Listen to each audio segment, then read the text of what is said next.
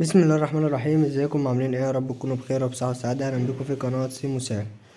فيديو النهاردة بيتكلم عن القنوات المجانية اللي هتنقل افتتاح كأس العالم. القناة هي قناة على النايل سات هتنقل لك المباراة من غير ما تشفير ولا اشتراكات ولا اي حاجة ولا نت ولا شيرنج ولا اي حاجة.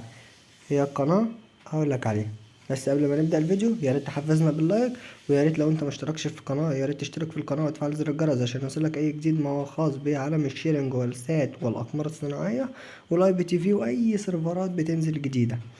يلا بينا يلا. هي القناة هي قناة بي ان سبورت المفتوحة على النايل سات. هتنقل الافتتاح، وانا عملت لك فيديو قبل كده ونزل ان معظم مباريات كاس العالم هتتنقل على القناة ديت.